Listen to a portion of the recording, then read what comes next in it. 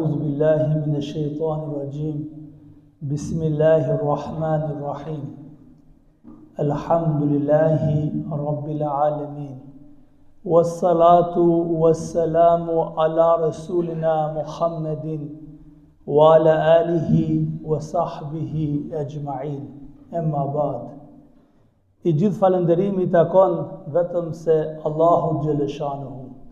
Selavatet, selamet, përshëndetjet tona janë për Muhammedin alayhi salatu wassalam, për familjen e tij dhe mbi gjithë ata njerëz që e ndjekin dhe pasojnë rrugën e pejgamberit alayhi salatu wassalam deri në ditën e fundit.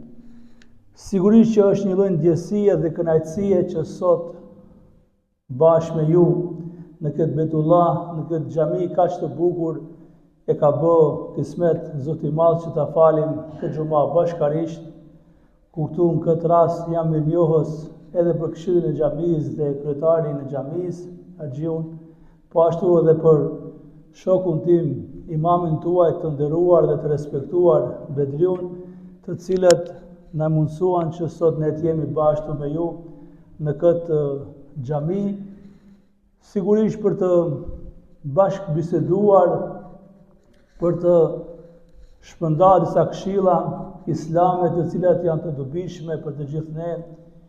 Unë shpeshherë përsëris një fjalë që jo se ne mund të themi diçka që s'është thënë në këtë xhami, por ndoshta mund të jetë mënyra, fjalët dhe pak më ndryshe nga ajo që thonë deri tani.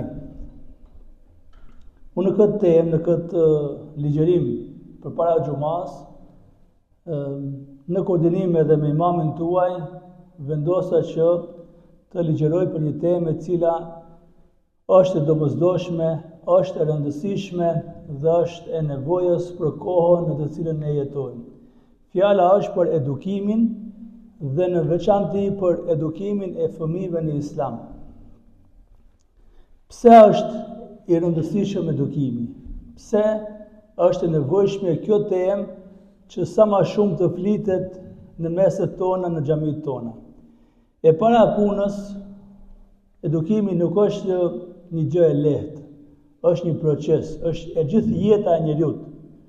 Dhe paramendoni që një njeri i cili lihet në udhkryq dhe nuk i tregohet kahja e duhur, shansat që ai të drejtojë në rrugën e duhur dhe në kahjen e duhur janë shumë minimale. Gjasat janë reale që ai të gabojë rrugën dhe mos ta marrë drejtimin e duhur. Pra njeriu dhe në veçanti i riu dhe fëmiu i pa edukuar është sikur se ky rasti i mbetur në rrugë, në udhkryq dhe nuk ka asnjë lloj orientimi se ka duhet cilën rrugë duhet të ndjeki. Ndërsa kur e ka edukimin dhe sidomos me theks të veçantë edukimin islam, atëherë pas një lloj dyshimi që ky e din saktë, drejt dhe duhur cilën rrugë duhet të ndjeki, cilën kahje duhet të shkojë dhe ku duhet të arrijë. Sepse për çdo njërin nga ne është një dëshirë në vetvetet tona dhe është një zbukurim në jetën tonë. Siç thot Allahu Gjeleshanuhu, el malu wal banune zinetul hayatit dunya. Pasuria dhe fëmijët janë zbukurim i kësaj jete, i jetës së dunjas.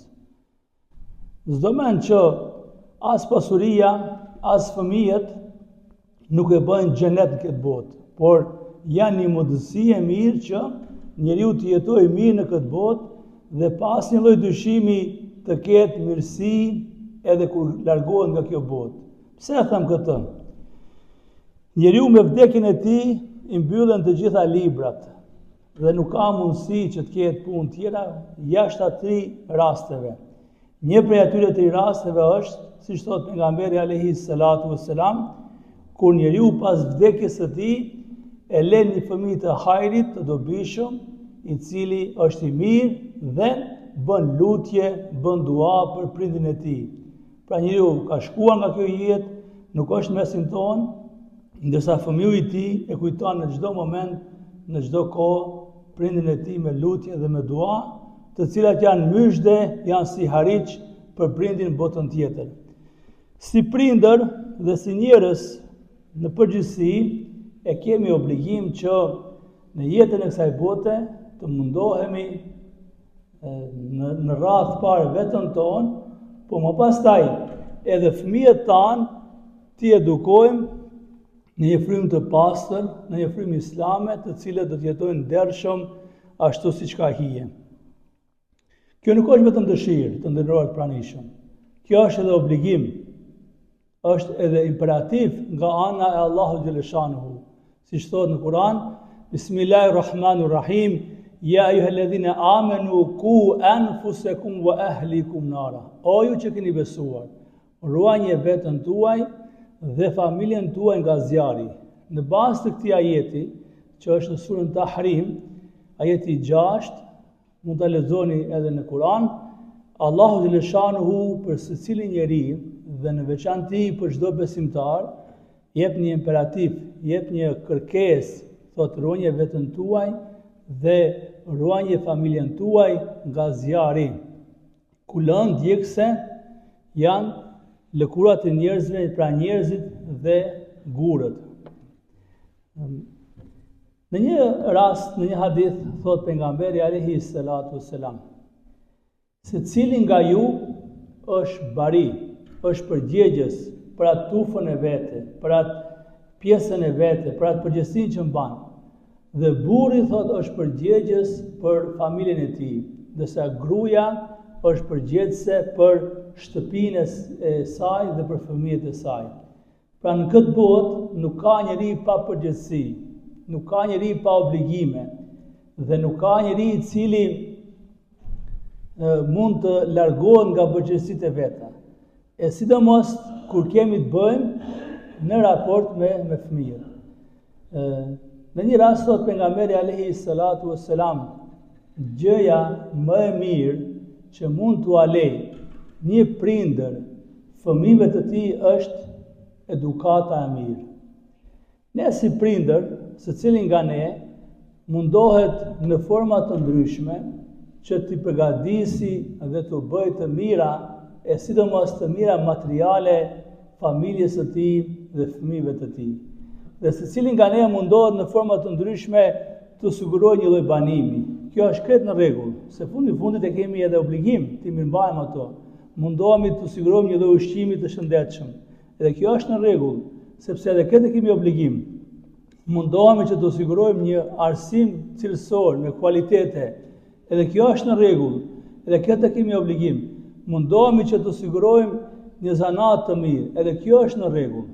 Por asnjëherë nuk duhet të harrojmë që me këto e kemi përmbyll këtë obligimin çfarë kemi.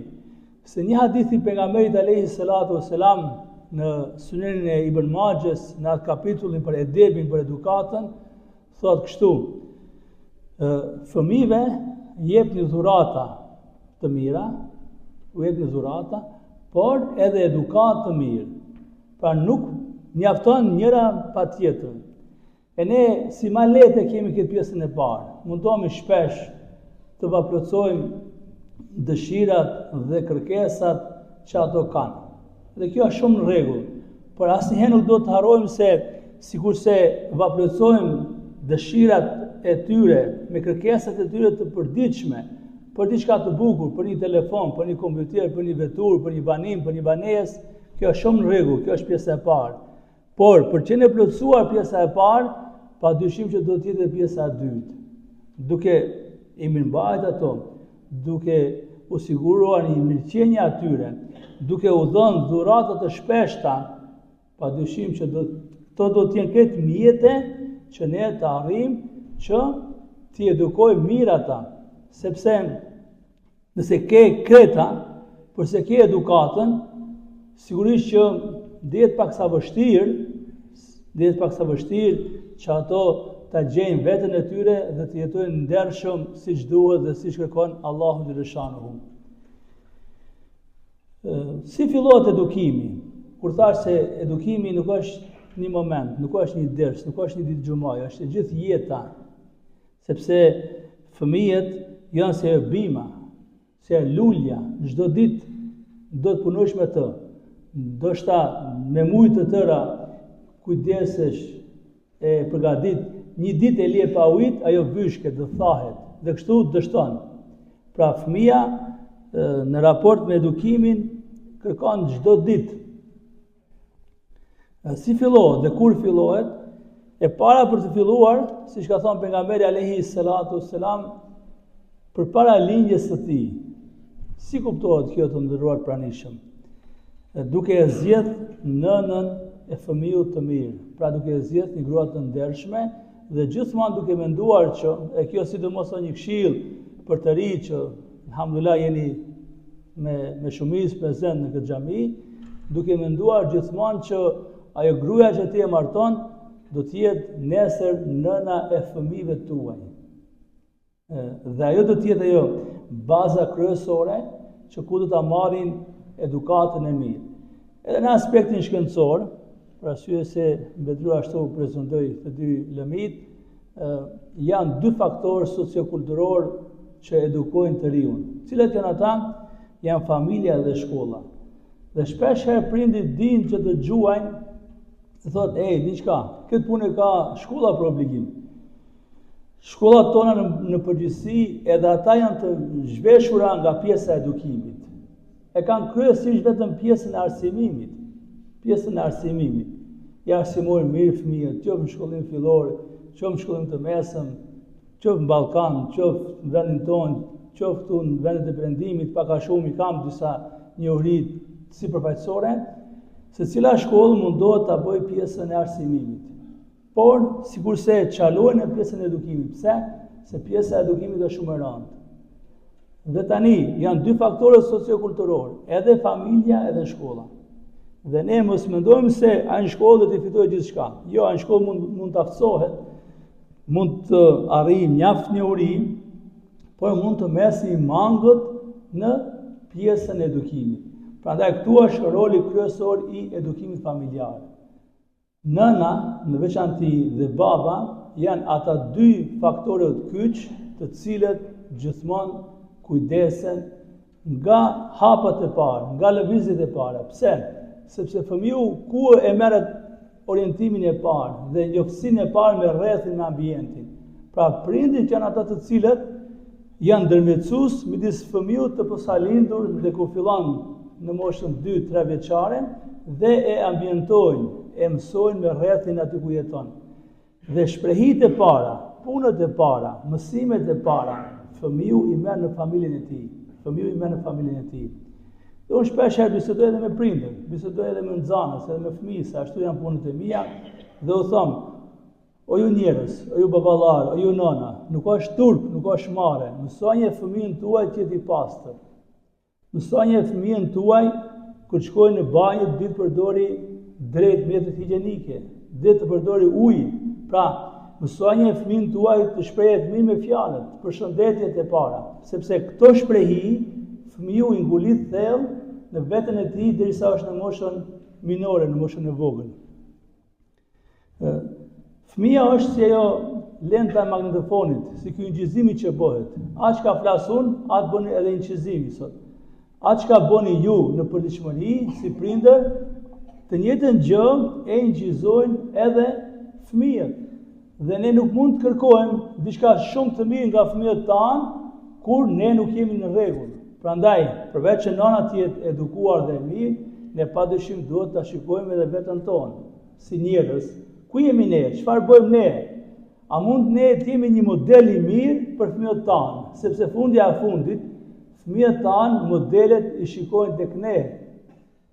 Ndërsa kur rritën në një moshë tjetër, në moshën e shkollimit të mesëm, në kohën e pubertetit dhe më pastaj, shikojnë modele edhe jashtë familjes, nga pjesa e televizionit, nga bota e fushave të ndryshme. Por në fillim, fëmiu model, shembull e ka prindin e vet. Dhe ne nëse nuk e falim namazin, konkretisht, fëmia nuk fillon të fali namazin, a ka përjashtime? Ka përjashtime, por kjo ndodh me udhëzimin, me hidajetin e Allahut xhaleshanuhu si rregull përjashtuese. Por në përgjithësi, fëmijët praktikojnë, veprojnë atë çka e shikon me sytë e vet.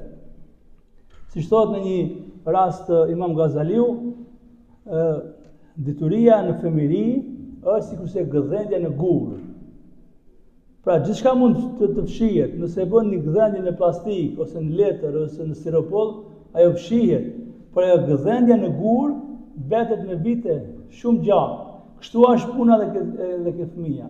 Ai çka injizon, çka shikon nga prindri, ai mundohet ta përvetësojë dhe i duket e drejtë. Edhe punët e këqija që mund t'i bëjë prindri, edhe shprehit e këqija që i vepron prindri, atij i duken të mira dhe ai mundohet t'i përvetësojë dhe t'i praktikojë në jetën e vet. Prandaj ne duhet të jemi shumë kujdesshëm në fjalët tona, në veprat tona, në rregullshmërinë e ibadet, që këtë çka injizon, çka shikon fëmia, mundohet të jetë diçka e dobishme dhe hajrit. Fillon në edukimi, e përmenda pak më herët kur e zgjedh nënën e tij të mirë. Më pastaj, më njëherë me lindjen, edukata islame neve na mëson edhe disa obligime që i kemi si hak, si borxhe, që njëkohësisht janë edhe sunete nga jeta e pejgamberit alayhis salatu wassalam në raport me fëmijët tanë. Fëmiu i posalindur më njëherë duhet që të lexohet ezani në veshin e gjajt dhe i kameti. Më pastaj, që është një këshill e bukur, të vendohen emra të bukur. Shikoj tani, gjithandej është si fenomen, mundohemi të vendojmë fëmijëve tanë emra të kohës, emra bashkohor, mos them emra modern. Por është shumë gabim, sinqerisht va them, është shumë gabim të vendosh një emër fëmijët tënd që nuk e din kuptimin e atij emri. Pra të vendosh një emër e përsëris të fëmijët tënd që nuk e din kuptimin e atij emri. Spaku, nuk them që gjitha emrat do të jenë emra islam. Nuk e them këtë, por çdo emër do të jetë emër që ka përmbajtje të bukur, që ja din kuptimin dhe kuptimi i atij emri është i bukur. Siç thot pejgamberi alayhis salatu wassalam, emërtoni fëmijët tuaj me emra të bukur, sepse me ato emra që thirrën në dynja, me emrat e tillë dhe me emrat e baballarëve do të thirrën edhe në botën tjetër. Pra, ndoshta e kaluam këtë jetë, disi e kaluam, por secili fëmijë dhe secili individ do të turprohet kur të ketë një emër jo të mirë dhe thirret ke Allahu subhanahu në ditën e gjykimit me atë emër. Prandaj duhet të jemi të kujdesshëm në vendosjen e emrave, sepse vetë emërtimi është një lloj identiteti. Dhe tani ne e kemi fatmirësisht edhe pjesën kombëtare shumë pastër, shqiptare, edhe pjesën islame shumë pastër. Dhe ne duhet në të fusha të bashkëjetojmë. Dhe nuk ka nevojë të dalim jashtë në fushave, sepse vetë emri si emër, që emërtohet fëmiu që vajzë apo djalë, është një lloj emërtimi që tregon një lloj identiteti se kush je. Pra secili nuk mund ne ta dim hollësisht nga biografia ose nga zemra e tij t'ia hapim, por mund ta kuptojmë në një farë mënyre nga emërtimi i tij dhe sjellja e tij. Prandaj është shumë e rëndësishme që të vendohet emri i bukur i fëmijës të posalindur, të thirret ezani, i kameti, më pastaj qethja dhe prerja e flokëve deri në ditën e 7 ose 14, kur është i posalindur, dhe në kundërmas të atyre flokëve t'u japësh një lloj sadakaje në vlerë në mas të arit, kështu që një lloj mirënjohje ndaj Allahut xhaleshanuhu për këtë mirësi që e ke, dhe më pastaj prerja e akikës, pra një lloj kurbani, një lloj sakrifice, që ti në një mënyrë shpreh një lloj falënderimi ndaj Allahut xhaleshanuhu për këtë evlat që e ke. E tu nuk maron këtë. Kjo është pjesa e parë që kryesisht janë obligime. Pjesa më e rëndë fillon më pastaj jo vetëm me ushqim dhe mirëmbajtje, por edhe me edukim. Është shumë gabim kur se shikoni, është shumë mirë kur i lexojmë edhe pedagogjinë në përgjithësi, edukatën, edhe jetën e pejgamberit alayhis salatu wassalam. Dhe unë shpesh herë mundohem këtu ta gjej veten duke bërë krahasime. Dhe besoni ose jo, edukator më të mirë për gjithë njerëzimin por edhe për fëmijët në veçanti, se sa Muhamedi alayhi salatu wasalam nuk mund të gjeni. Në këtë rast, më kujtohet një thënie e pejgamberit alayhi salatu wasalam. Me fëmijët tuaj silluni si fëmijë. Me fëmijët tuaj silluni si fëmijë, thot pejgamberi alayhi salatu wasalam. Në çfarë kuptimi? Kuptimin e asaj që ka disa modele të udhëheqjes dhe disa modele që tregojnë atë prindërimin, edhe zakonisht ne e dim që kanë tipa me karakter të fortë dhe ai mundohet me atë cilin autokrat të edukojë fëmijët e tij. Kjo nuk ka ndikim. Ndoshta mundet nga frika fëmiu të kuptojë ose të respektojë në një kohë të caktuar derisa ai të rritet në moshën madhore. Po më pastaj ai largohet nga pjesa jote. Pra gjithmonë do të jetë kjo fryma e mirësjelljes, siç na mëson pejgamberi alayhi salatu wasalam. Silluni me fëmijët sikur se fëmijë. Po ne më duket kjo e rëndë. Po ai ishte rëndë për pejgamberin alayhi salatu wasalam. Në një prezencë edhe të disa të tjerëve, pejgamberi alayhi salatu wasalam luante me nipin e tij Hasanin. Dhe më pastaj e mori në prehër dhe e puthte nipin e tij. Një që ishte prezent aty, tha o pejgamberi Allahut, tha, juaj puthni fëmijët tuaj? Tha, pa dyshim. Po tha, ne jo, tha ne, ka qenë në kohën e kalume, unë kam dëgjuar edhe prima pleqve, ka qenë një farë mënyrë, një lloj turpi, një lloj marrje, që prindit merret me fëmijën e tij. Se si e burr, nuk je burr me gjithë nishanet. Kjo është një lloj qasje negative të nderuar pranishëm. Tha jo, tha, pejgamberi sallallahu alajhi wasallam, kjo tha është feja. Edhe tha një fjalë shumë të rëndësishme. Ai i cili nuk mëshiron, nuk mëshirohet nga Allahu xhaleshanuhu. Ai i cili nuk mëshiron fëmijët, nuk mëshirohet nga Allahu xhaleshanuhu. Rasti tjetër është kur pejgamberi alayhi salatu wasalam, para mendoni, jo në jetën e përditshme, por në namaz, në cilën i je më afër me Allahun xhaleshanuhu, në sejdë. Pra besimtari është më afër Allahut xhaleshanuhu kur është në sejdë. Dhe derisa ishte në sejdë, pejgamberi alayhi salatu wasalam e zgjati sejdën. E keni në Sunenin e Abu Davudit, te pjesa e debit, te pjesa e edukatës. Dhe pranishmi sigurisht pak u mërzitën, than ose i ka ndodhur diçka pejgamberit alayhi salatu wasalam, ose i vjen vahi, i vjen shpallja pejgamberit të Allahut. Dhe masi e përfundoi namazin pejgamberi alayhi salatu wasalam, e pyetën se sahabët ishin shumë interesant. Çdo veprim, çdo lëvizje, çdo praktikë që bënte pejgamberi alayhi salatu wasalam, ata pyetin dhe deshin të dinë detaje se çka ndodhi. Dhe çka ndodhi pejgamberi Allahut? Pse ka shumë zgjat sejdja sot në këtë namaz? A kishte diçka problem? Ose a kishte diçka vaj, shpallje? Jo, tha pejgamberi alayhi salatu wasalam. As e para as e dyta. Por tha, derisa isha në sejdë, në kurrizin tim qëndronte nipi im Hasani. Dhe unë tha, nuk deshja që aprish rahatin nipit tim derisa e të largohet dhe unë të çohem nga sejdja.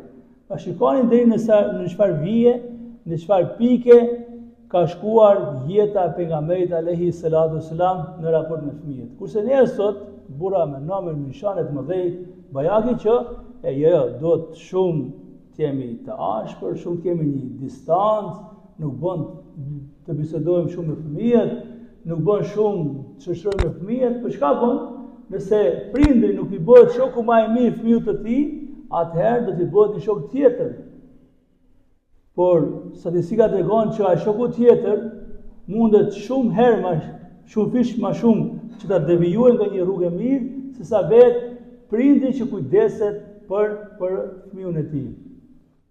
Më pastaj pasi që afrohet edhe koha, është mësimi i Kuranit, është diçka shumë e rëndësishme. Të nderuar pranishëm, këtu vërtet kërkoj një vëmendje të posaçme dhe merrje si obligim secili në veten e tij në raport me fëmijën e vet, sepse nuk ka gjë më të mirë se sa të bësh sebet që t'ia mësosh Kur'anin fëmijët.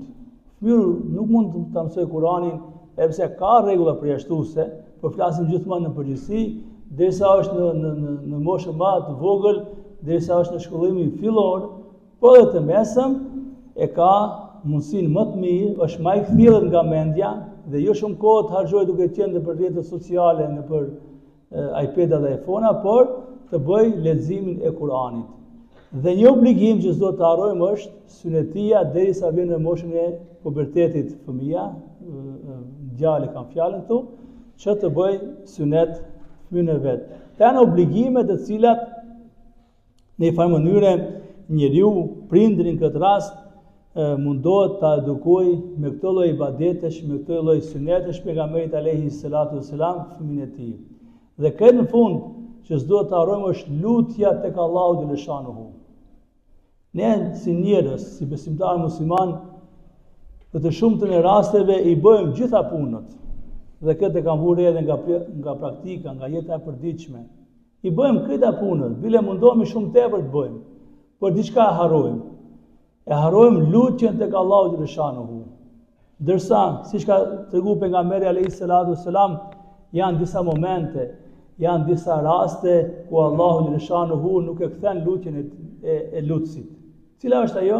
Kur jemi në Ramazan, kohën e iftarit. E ka përmend hoxha disa herë këtu, që kur hapet iftari, kur çelet iftari, agjëruesi kur bën lutje, Allahu xhaleshanuhu nuk e kthen lutjen e tij.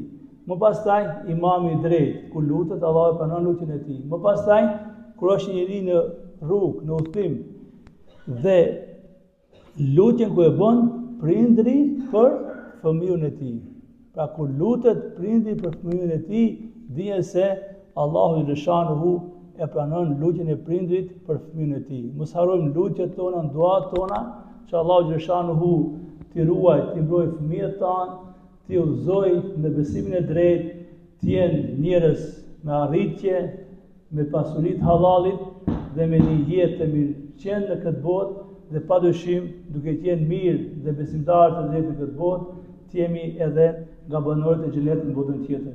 Këtu e përfundoj, Allahu bashkëlef të gjithëve për vëmendjen, për dëgjimin, Zoti ju ruaj, Zoti mbarësof fëmijët tanë. Walhamdulillahi Rabbil Alamin. El-Fatiha.